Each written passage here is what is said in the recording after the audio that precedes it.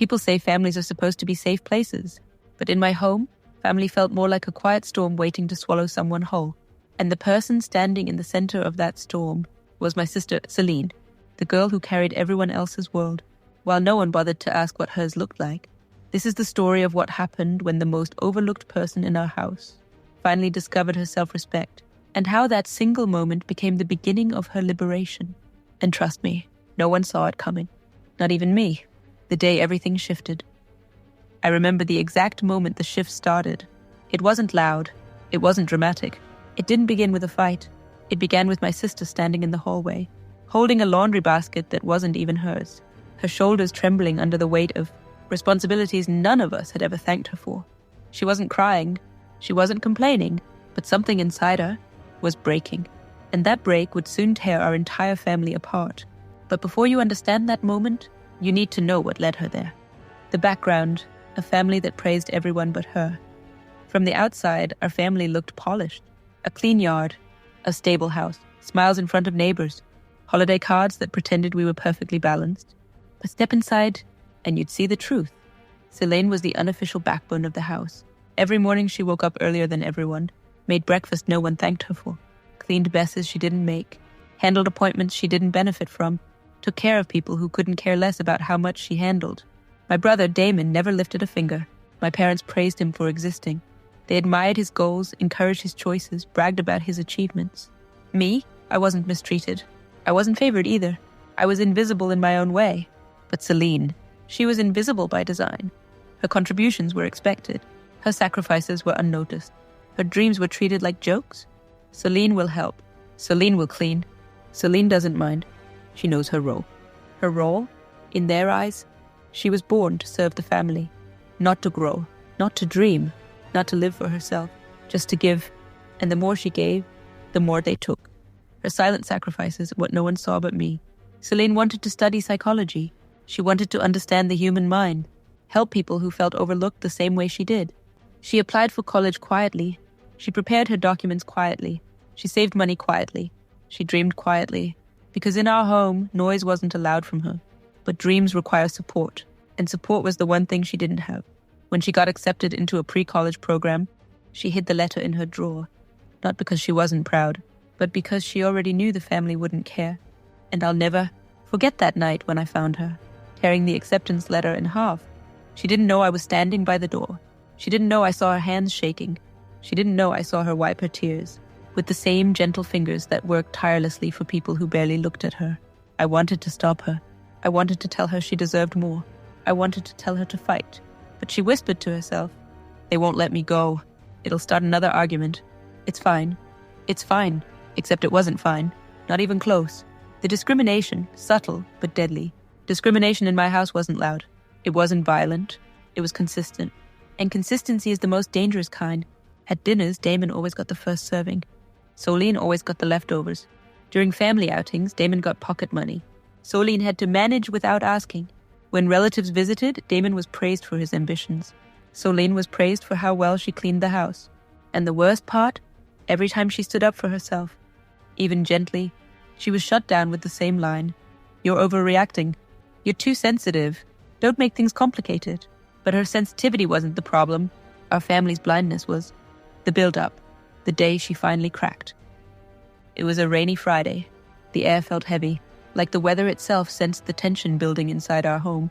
Celine had worked all day, cleaning, cooking, running errands, helping Mum, fixing small things around the house, while Damon lay on the couch playing games and complaining that dinner wasn't ready fast enough. Dad asked Celine to iron his shirts. Mom asked her to organize the cabinets. I asked her if she needed help. She smiled softly and said, "Maybe later." But she meant, "I can't ask for help, not here." Then it happened. She was carrying 2 laundry baskets downstairs, both filled with clothes that weren't even hers. Halfway down, her foot slipped. The basket tumbled, clothes scattered. Her knee scraped against the step. She hissed in pain, but before I could reach her, Mom appeared from the kitchen, and instead of worry, she snapped, "Celine, can't you even handle laundry properly? Why are you so careless?" Celine froze, not because of the pain, but because of the words. Dad joined in, annoyed. She should know better. She's the girl here. Responsibility is hers. Damon smirked. You should learn to do things right. You always mess up everything. That moment, I saw Celine's heart shatter. But breakage can do two things: destroy a person or rebuild them stronger. Celine chose the second, slowly, quietly, powerfully. She stood up. Her eyes were wet but sharp, her breathing unsteady but controlled, her voice soft but unbreakable. And she said, "I'm done." The room fell silent. "What did you say?" Mom demanded. Celine wiped her knee, stood tall, looked each of them in the eye and repeated, "I'm done doing everything for everyone. I'm done being the only one expected to sacrifice. I'm done letting you all treat me like I don't matter." Her voice wasn't loud. It didn't need to be. Strength doesn't always roar. Sometimes it whispers with fire. The shift, when her self-respect finally unfolded. From that day forward, Celine changed. Not suddenly, not recklessly. She changed with intention. She woke up later, ate breakfast with us instead of making it for us. Did her own laundry, not everyone else's. Stopped taking orders disguised as family expectations. Mom argued. Dad scolded. Damon mocked her. Relatives called her disrespectful. But Celine stood her ground, not out of anger, but out of reclaiming what was always hers. Her self-respect. She reopened her college application, filled everything again, wrote her essay again, studied alone at night, prepared for entrance exams quietly but fiercely.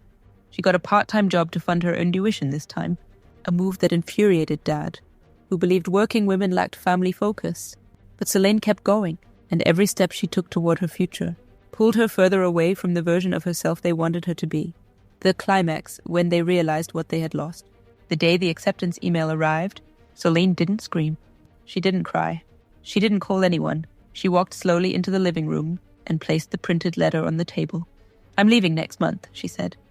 "I've been accepted, and I won't let this opportunity be taken away again." Mom was shocked. Dad was furious. Damon was speechless. "You're abandoning your family?" Dad barked.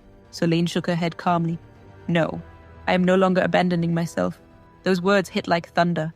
For the first time in our family's history, someone had dared to choose themselves, and she chose herself beautifully. The departure, the moment she broke free. The morning she left was painfully quiet. She packed only essentials, not because she didn't have belongings, but because she didn't want to take anything that tied her to the version of herself that our family created. At the door, Mom asked, "So you're really leaving us?" Celine replied, "I'm leaving the version of you that never cared about me. If someday you choose to see me, truly see me, you'll know where to find me."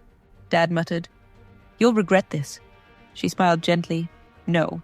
Regret is what happens when you stay somewhere your worth isn't recognized." And with that, she stepped out, one small suitcase, one big breath, one brave heart, and she walked into a world that had never welcomed her before, but now had no choice but to acknowledge her, because a woman who finds her self-respect is unstoppable. The aftermath, the family's realization. Days passed, then weeks, then months. The house felt different without her. Colder, quieter, unbalanced, because the person they treated like the least important was the one holding everything together. Mom tried doing housework, but it exhausted her. Dad tried managing tasks, but he failed. Damon tried living without her help, but he had never done anything for himself before. They missed her, not because of what she did, but because of who she was. But Celine, she never looked back. She sent short messages, polite, distant, healthy, but she made one thing clear. She wasn't returning to the life that broke her. The birth of her liberation. Today, Celine is living on campus, studying psychology, working part-time, building a future that belongs to her, and her alone. She laughs more, sleeps more, smiles more, breathes more. Because freedom tastes different when you've spent your whole life fighting for a single bite, and every step she takes toward the life she deserves is a reminder of one truth. They discriminated against her. They overlooked her sacrifices. They silenced her dreams. But the moment she claimed her self-respect, she didn't just change her story, she rewrote her destiny. They once treated her like she was the weakest, but now they whisper her name with fear and regret, because she didn't just break free, she became her own liberation. And the world will never forget the day Celine finally rose,